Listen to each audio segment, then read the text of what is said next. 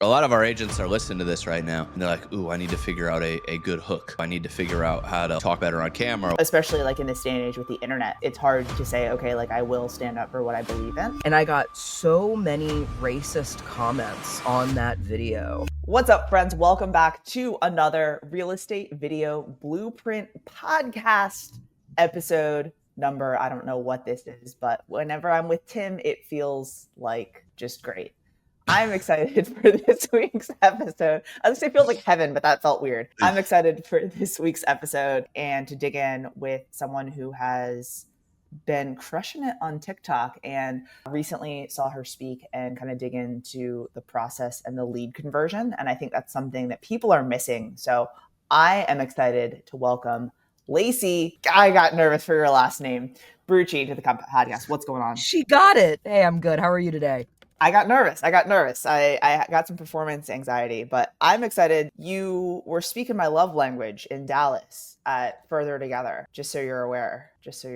I love analytics. Ever really message me and say, ooh, this person was great. And I was like, okay, all right. We gotta get Macy on the pod. She probably really stinks, I get it. She's real. Yeah. Well, no, Tim, you had already left because you were like, I actually don't want to hear Lacey speak. I'm going to bounce. Totally. That's not true. Right? Very tight schedule. A very tight schedule at these things. I get it. Tim heard about me and he was like, I hate it. It's like, I hate everything about that. I'm in. So let's dive in. Like, give us the origin story. Like, give us what made you get started on TikTok and what's that been like? It was during COVID and I had a Mexican Adderall.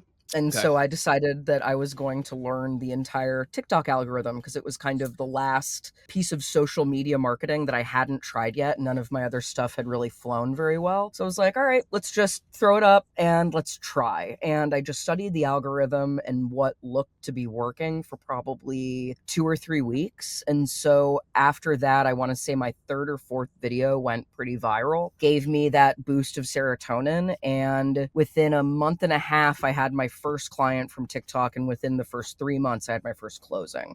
So now I do probably about $19 to $20 million in volume every year from TikTok alone, not just social media, but just TikTok. So when you say Mexican Adderall, like you went to a Mexican pharmacy? Yeah. Okay. I just wasn't sure if that was like euphemism for something else. I knew exactly what she was saying. Oh, no.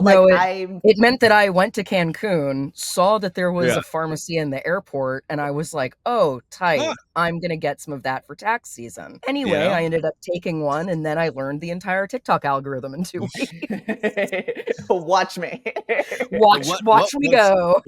What was that content that first hit for you on TikTok? It was a stitch, and so it was a beautiful like white model guy saying what is illegal, what do you know that feels illegal to know and why? And my intro was, if you own property, you shouldn't be paying taxes. And so it grabbed people's attention. I got a bunch of comments about eat the rich and landlords are scum, which is great because I want all of those comments inside of TikTok to keep the algorithm going, because it just shows that people are engaged. I don't really care what the comments say. So when that happened, I realized that type of content was what really pissed people off and made them a little bit more excited to learn too. So I figured if I created content that was educational, that would be something that might be able to translate. Because I noticed when I was studying the algorithm, hot girls in bikinis, which I wish I was one, educational videos and funny videos do really well on the platform. So I took education because I saw it as a pretty big market gap in that platform. Love it. And we talk a lot about audience, right? Because we see people go viral and not close any business because they didn't go viral with the right audience, or they didn't create the connection and all that other fun stuff to start conversation, actually close business. So with that being said, like, what have you done on TikTok to kind of curate the right audience that actually generates you business? Sure. So I think it really depends on who you've decided to speak to. I tend to speak to people who are either relocating or investing in Dallas-Fort Worth. And I noticed that those videos videos were doing their best. Now, during COVID, we had interest rates for investors at like 4.5%, which you're probably never going to see again. But all of my investor videos really took off. So the majority of my clients ended up being real estate investors or investor minded. And I got those people because that was the language that I was speaking. So as long as you're speaking the language and the truth to the people who you want to attract, I find it's very good at finding them for you. And so prior to starting on TikTok, like, were you working with a lot of investors, or like you saw that this was performing well, you're like, okay, this is going to be my niche now? No, I had a background in it. So I'm from commercial real estate originally. So I understand real estate math very well. And I felt like no one had really broken it down how you're supposed to go and invest. We talk about the what and the why, but no one ever gives you the secret sauce for free. So I started giving it away for free, and it built trust and it built a community who then went to go use me after I had given them all of this free information. I do love that. I'm a big proponent of having no secrets, like just giving everybody everything. Tell them everything they want to know, where they could go do it without you. And if you do it well enough, they call you and want to work with you. Yeah, totally. And if they don't, that's also okay. At least we get to educate the public a little bit better. So that way they're more, just better buyers. They're more ready for that market, and they're easier to have a conversation with for the next agent. I also find it funny because like people are like, they don't want to give it away because they're like, oh, well, but what if people watch my content and then don't use me? Or what if people, consume this and then they use someone else? It's like, they probably, first of all, weren't going to use you anyways. And second of all, like, they're not going to call you and be like, hey, Lacey, I'm not using you. I'm using someone else. Like, you're never going to know. Right. And so I think that that's one of those like limiting beliefs that people, Tim's going to say something, what he thinks is profound. That's something that people just put in their heads of why they don't want to make the content. And it's like, go make the freaking content. Did you see Tim's face though? I don't know. Make the content. I do. I have a thought. Katie. And my thought is, I love how nonchalant Lacey was about the fact that she's like, yeah, I'm just educating them. Maybe they use me, maybe they don't. And I think like so much, like our intent comes through in the content in these platforms. And so I do think like if you're putting out content hoping that somebody is going to call you to buy or sell a house, it changes the tone. It changes the way you put out content. It changes what content you put out. And so the fact that you just have that mindset of like, yeah, I'm just going to put it out there. I'm going to educate people and maybe they'll call me, maybe they don't, is probably why people call you. Like that's why you're getting the business. And so no, that was my semi-profound moment, Katie Day. She's playing hard to get. That was beautiful. I am going to make that. Oh God, Lacey, stop. Lacey. You know what I mean? That's nice. Lacey, just so you know, like the entire reason for Real Estate Video Blueprint, the event and the podcast, is like to make fun of Tim. Yeah. It's not to help educate agents to create better content. It's like just a platform for me to publicly make, like I think so much time and energy and money to make fun of Tim. Tim is a beautiful white man, and so I'm sure that he has a lot of problems getting a lot of different support. So I think it's life really is hard. Not Life okay. is hard for white men. You're really like, yeah, and that's what I keep hearing, and so it's really messed up for you to be his friend and come in and just, you know what I mean? Oh man, Tim's like, I can't. I'm not allowed to respond to that. No more thoughts from me. But I do want to dive into the technicals though on the content. Like, what does your production process look like? How nice is your camera that you're using? Who's doing the editing? Like, tell me about those things. Cheap. So I am a cheap gal whenever it comes to my marketing and my advertising, and I think it's because TikTok has spoiled me. Because, like I said earlier, I was pay to play for a long time and never really like went anywhere on it. And now that I'm on TikTok and the platform is so incredibly free, I didn't even have a light kit until probably January of this year. So I'd been selling, $18 to $20 million worth of real estate on TikTok without anything. So now I have a gimbal. I have a DJI gimbal right here. I have a nice microphone, and I have a ring light from Amazon for $15. So all in all, my full setup now is probably like $150, maybe $200. But before that, it was super free. Whenever I'm editing, I edit in TikTok and I do it myself. I film myself. I started branching out into YouTube, and I'll give that to a B-roll editor. So that way my face is only on the screen for 5 seconds at a time. So that way B-roll goes in and people will still watch because they haven't swiped yet. So he edits that stuff for me, but then everything else I kind of do myself. Love it. What I love about what you just said is like, you're like, I use my phone. Yeah. And then like, as time has gone on, you've added on more things. And I think so many people want to create content. And they're like, okay, I'm going to go buy a camera. I'm going to go hire an editor. I'm going to get all of the things. And it's like, if the content that you're making is good content by way of like the message of the content, right? Then people are a little bit more forgiving about, you know, maybe a little bit of choppy video, or they're a little bit more forgiving if the sound goes out for a minute, right? Like, and then over time, you're like, okay, I do need to up the production quality of this a little bit. So you do the things you just said, right? Maybe you have a light, maybe you have a gimbal, maybe you have a whatever. What do you think is, now that you've been doing this for 4 or 5 years, like the secret sauce for like, and I hate that as the question, because it's like, I don't want people to think there's no, okay, all right. Oh, little recipe with some sauce. Yeah. What are you chopping up in the kitchen? No, it's spicy. Is mayonnaise spicy? Is mayonnaise spicy? It is for me specifically, yeah, because of the color of my skin, my general attitude. Tim, you would get it. You would get it if you were there, and if you didn't leave so early. I love inside jokes. Yeah. Okay. I hope I can be a part of one someday. I'm gonna give you the perfect video, like the perfect from the hook to the ending, and then after that, if you want, we can talk about like SEO in that content. Is that something that you'd like to know as well? Yeah. Whatever the sauce is. Okay. So sauce begins with the hook, and the best way to write a hook is using a negative connotation or having something that the viewer is going to be looking forward to. It's also one of the reasons why people will stay on your video longer. So you have a hook, then you have a brief introduction to what it is that you're talking about. Hook. This one trick saved my buyers $10,000. No real estate agents like talking about it because it's what's known as a deal killer.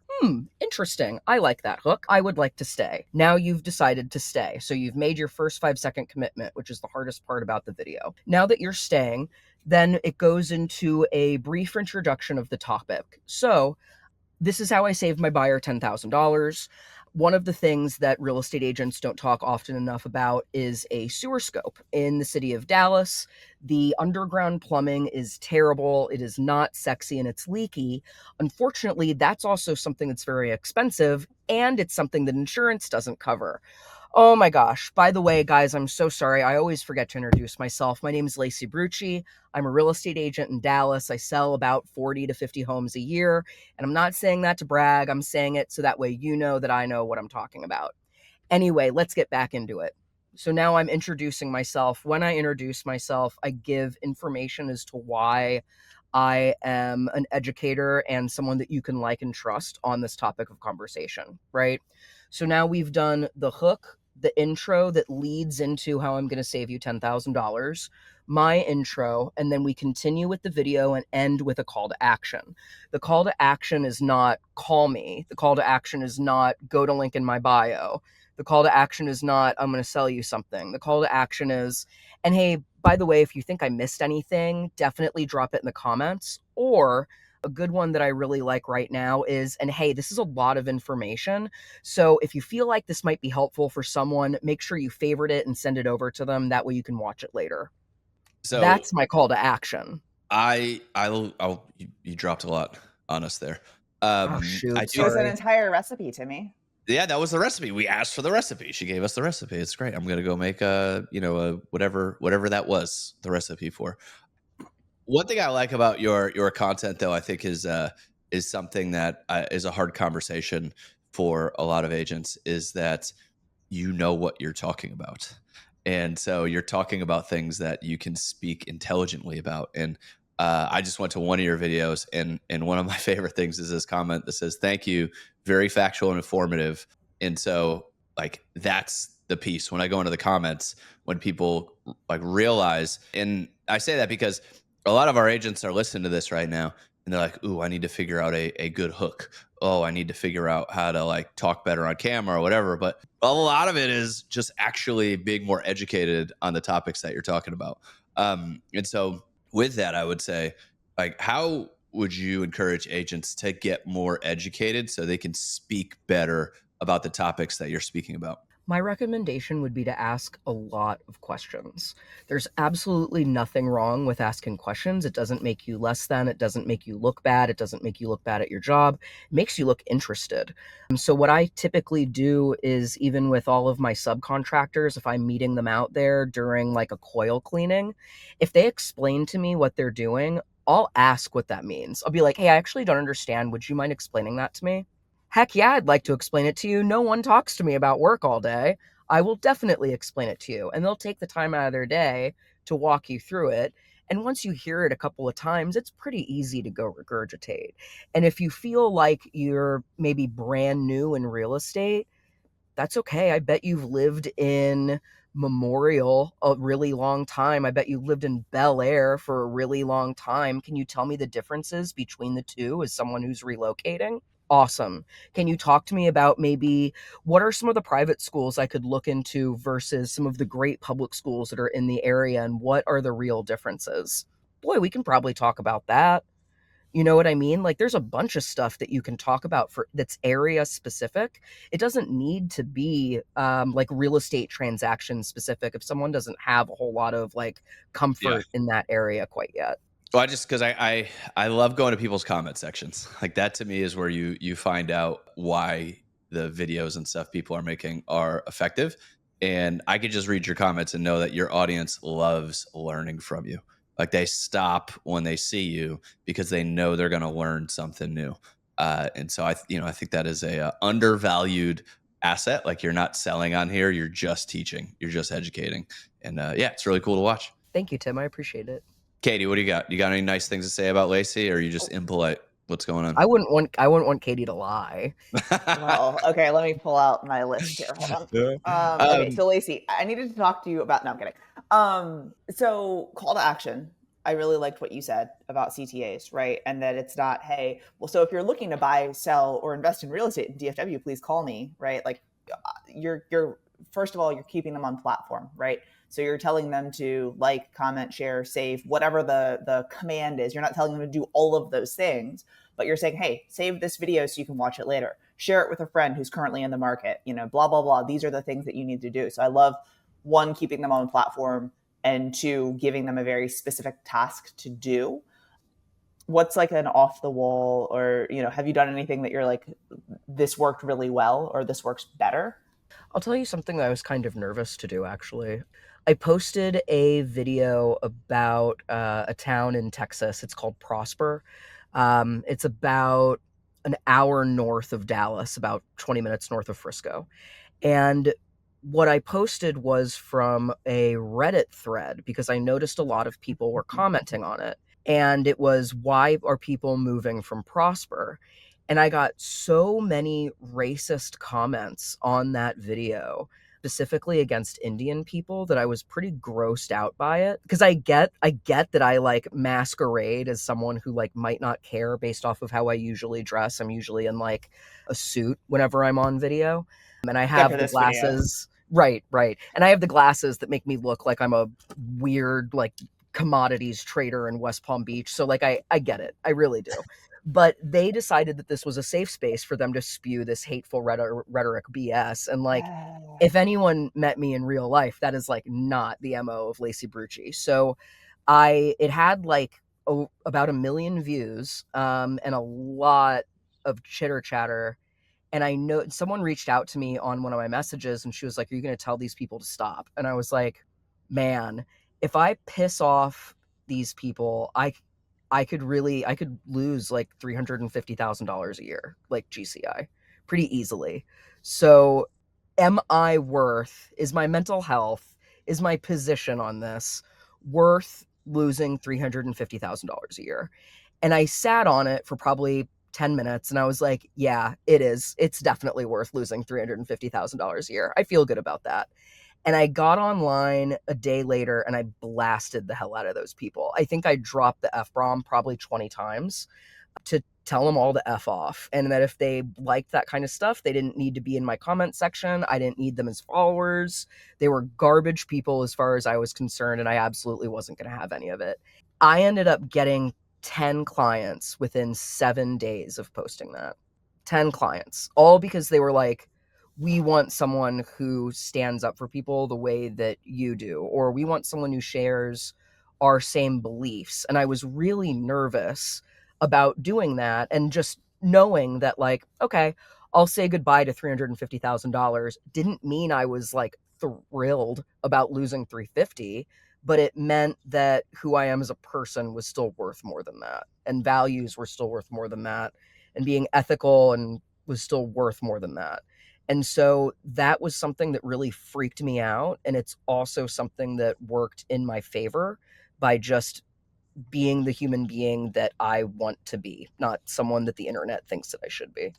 I think that that's really tough because just in life, right? Like people are like, okay, well, I don't want to piss anyone off. I don't want to this, I don't want to that. So I'm going to just kind of stay on this narrow, like, I'm not going to take a side, or I'm not going to just share who I am. And, I think that especially like in this day and age with the internet, like it's hard to say, okay, like I will stand up for what I believe in. So I'm glad that you did that. Well, and I think there's a piece too as agents where we have like, oh, well, politically, you can't go too far in any direction because you'll lose half your audience. Right. But I do think that, we all have moments, and it sounds like this was a moment where it is very clear you could take a stand, around something that is clearly not right. And, I think those are opportunities where people are looking for their people, right? People are constantly looking for who's their people. And it is a balance, but it sounds like when you kind of stood up and said, hey, I don't believe in this, you also kind of told everybody else who you are, and you let those 10 people that hit you up in a week, like, made it very clear to them that you were their people.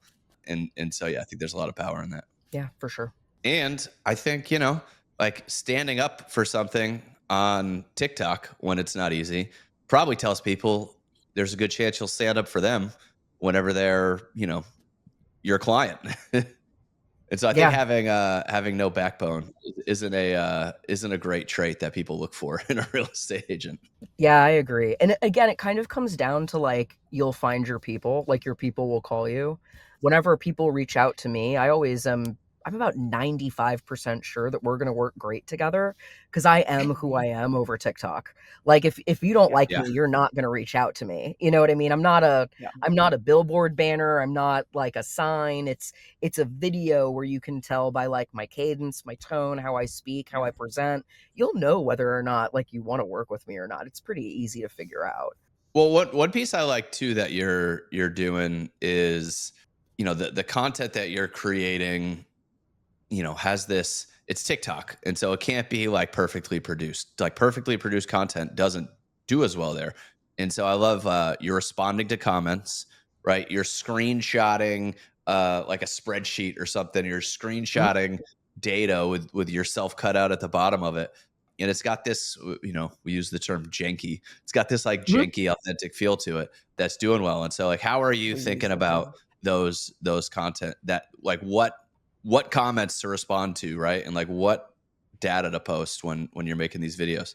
It depends on the length of time that it's been since I've posted the video. So typically I'll react to comments that occur within the first day, definitely within the first few hours of the post being live on TikTok, because the more I comment on something and the more I use SEO clips and phrases that I want to rank for in those comments, it's also very helpful for the algorithm to know what you're delivering.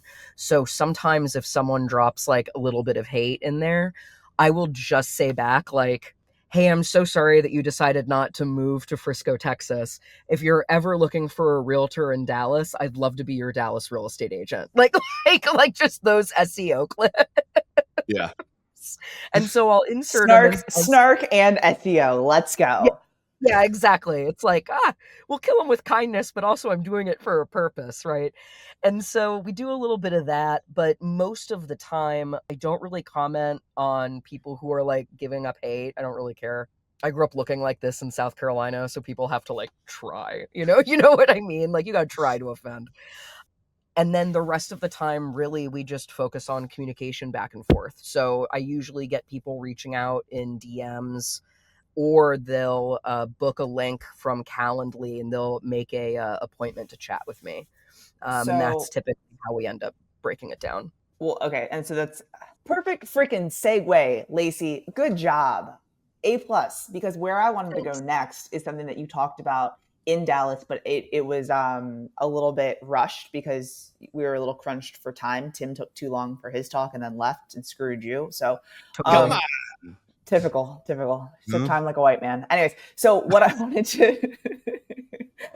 to dig in on is your client onboarding process, right? So like people, you have your link in bio in TikTok. Let's talk there, right? So like people are commenting, they're engaging, they like your content, maybe they're DMing, but they hit your link in bio. What do they see? What do they do? How does that go from there? Sure. So I believe in I believe in my ability to get to whatever I need within 2 clicks. If it's more than 3, I absolutely don't want it. It's kind of like if I go to a wedding and people are passing out hors d'oeuvres, I'll eat a slider, but I won't eat a full burger. And that's how I view the ability to go in and get to where I want very quickly, right? I need it in small bite sizes. I'm so hungry right now. You're killing me. 9:45, she wants a burger, folks.